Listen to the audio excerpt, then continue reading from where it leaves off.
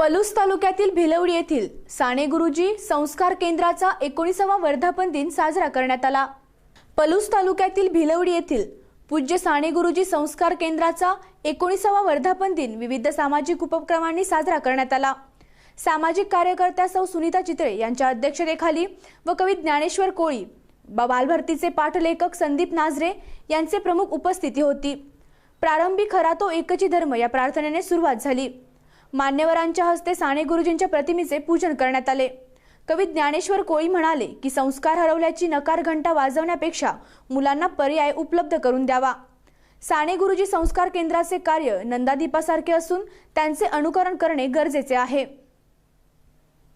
Photo काढला आणि त्यानंतर त्या विद्यार्थ्याशी बोलताना मला असं लक्षात आलं की ज्या गोष्टी मला माहित नाही, जी पुस्तकं मी वाचलेली नाही ती पुस्तकं त्यांनी वाचलेली होती। जवळजवळ 500च्या आसपास पुस्तकं त्या 6वीला गेलेल्या विद्यार्थ्यांनी वाचलेली होती।